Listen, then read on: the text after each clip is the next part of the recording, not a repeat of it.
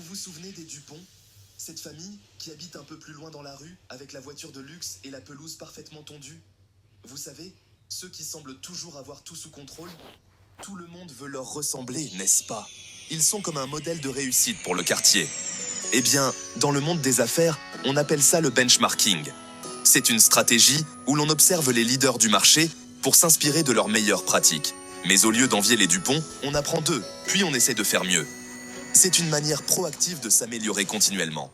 Le benchmarking, c'est comme regarder par-dessus l'épaule de quelqu'un pendant un contrôle, sauf que c'est légal et encouragé dans le monde des affaires.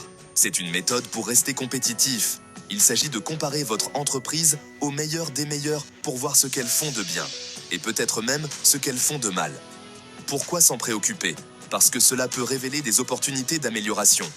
Parce que dans le monde effréné des affaires, stagner, c'est reculer. Il faut toujours avancer pour ne pas se laisser distancer. Le benchmarking aide les entreprises à garder une longueur d'avance, à s'adapter aux changements et à atteindre de nouveaux sommets de succès.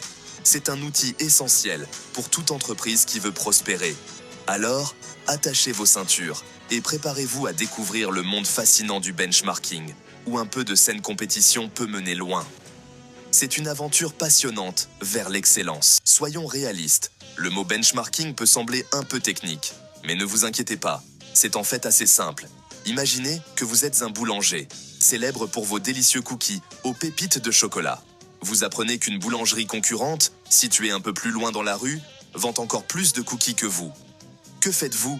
A. Vous ignorez la situation et espérez que tout ira bien, ou B. Vous mettez votre casquette de détective et vous enquêtez. Le benchmarking consiste à choisir l'option B. Vous pourriez goûter les cookies du concurrent, analyser ses ingrédients, observer son processus de cuisson ou même discuter avec ses clients. L'objectif est de comprendre ce qu'il fait différemment et mieux afin d'améliorer votre propre recette et de booster vos ventes de cookies. C'est ça, le benchmarking en un mot. Identifier les points à améliorer, puis prendre des mesures pour devenir encore meilleur que la concurrence. Tout comme il existe différents types de cookies, pépites de chocolat, flocons d'avoine et raisins secs, beurre de cacahuète, chaque type ayant ses propres saveurs et textures uniques, il existe différents types de benchmarking. Explorons-en quelques-uns pour mieux comprendre comment ils peuvent être appliqués à votre entreprise. Le benchmarking interne, c'est comme comparer votre recette de cookies à votre ancienne recette. Vous examinez vos propres performances passées pour voir le chemin parcouru et identifier les points à améliorer. Cela vous permet de mesurer vos progrès et de voir où vous pouvez encore vous perfectionner. Le benchmarking concurrentiel, c'est le scénario classique du « toujours plus des voisins ». Vous comparez votre entreprise à vos concurrents directs pour voir ce qu'ils font mieux. En observant vos concurrents, vous pouvez découvrir des stratégies gagnantes et des domaines où vous pouvez surpasser vos rivaux. Le benchmarking sectoriel, c'est comme comparer vos cookies aux meilleurs cookies du monde, même s'ils sont fabriqués par une boulangerie située à l'autre bout du monde. Vous vous intéressez aux meilleures pratiques du secteur afin de vous fixer des objectifs ambitieux. Cela vous aide à rester compétitif sur le marché mondial et à adopter des innovations de pointe. Le benchmarking des processus. C'est là que vous zoomez sur des processus spécifiques, comme votre service client ou votre système de livraison. Vous essayez de trouver les moyens les plus efficaces et les plus efficients de faire les choses. En optimisant ces processus, vous pouvez améliorer la satisfaction client et réduire les coûts opérationnels. Le type de benchmarking que vous choisissez dépend de vos objectifs spécifiques et du secteur d'activité dans lequel vous évoluez. Mais quel que soit le type de benchmarking que vous choisissez, l'objectif est toujours le même. Apprendre, s'améliorer et devenir le meilleur pâtissier de cookies ou quoi que soit votre activité, qui soit.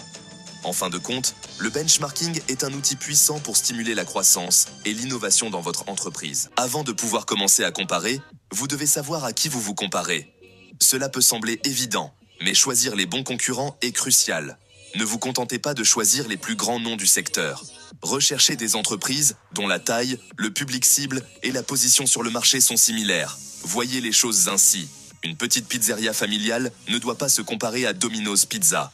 Elle doit plutôt s'intéresser aux autres pizzerias locales de son quartier. N'oubliez pas que l'objectif est de trouver des entreprises qui peuvent vous apprendre quelque chose d'utile, et non de vous donner l'impression d'être incompétent. Section 5. Étape 2. Recueillir des données, réveiller le Sherlock qui sommeille en vous. Imaginez-vous avec une loupe, scrutant chaque détail. C'est maintenant que les choses sérieuses commencent. La collecte d'informations. C'est une étape cruciale pour comprendre votre environnement concurrentiel. C'est là que vous jouez les détectives et que vous vous plongez dans les détails des activités de vos concurrents. Chaque petit indice peut faire une grande différence. Mais ne vous inquiétez pas, vous n'avez pas besoin d'engager un détective privé, à moins que vous ne le souhaitiez vraiment. Vous pouvez faire beaucoup par vous-même. Il existe de nombreux moyens éthiques et légaux de recueillir des données. Par exemple, les informations accessibles au public, consulter leur site web, leurs médias sociaux, leurs rapports annuels et leurs communiqués de presse. Ces sources sont souvent riches en informations. Ces sources peuvent te révéler une mine d'informations sur leurs produits, leurs prix, leur stratégie de marketing, etc. Vous pouvez découvrir des tendances et des stratégies cachées. Les avis des clients. Que disent les gens de vos concurrents en ligne? Les commentaires peuvent révéler des vérités profondes. Prêtez attention à leurs points forts et à leurs points faibles, tels qu'ils sont identifiés par leurs clients. Les retours des clients sont souvent honnêtes et directs. Les rapports et les enquêtes sectorielles, ils peuvent fournir des informations précieuses sur les tendances du secteur, les points de référence et les meilleures pratiques. Ces documents sont souvent compilés par des experts. N'oubliez pas que la connaissance est le pouvoir. Plus vous en savez, plus vous pouvez agir avec confiance. Plus vous recueillerez de données, mieux vous serez armé pour prendre des décisions éclairées. Chaque information compte dans votre quête de succès. Section 6. Étape 3. Analysez les données. Il est temps de mettre votre cerveau en marche. Bon, vous avez rassemblé des montagnes de données. Et maintenant, il est temps de mettre votre casquette d'analyste et de donner un sens à tout cela. Ne vous laissez pas submerger par les données. Concentrez-vous sur l'identification des indicateurs clés de performance, ou KPI, qui sont pertinents pour vos objectifs commerciaux. Il peut s'agir du taux de satisfaction de la clientèle, du trafic sur le site web, de l'engagement sur les médias sociaux ou des coûts de production. Une fois que vous avez identifié vos KPI, comparez vos performances à celles de vos concurrents. Dans quel domaine excellez-vous? Dans quel domaine êtes-vous à la traîne?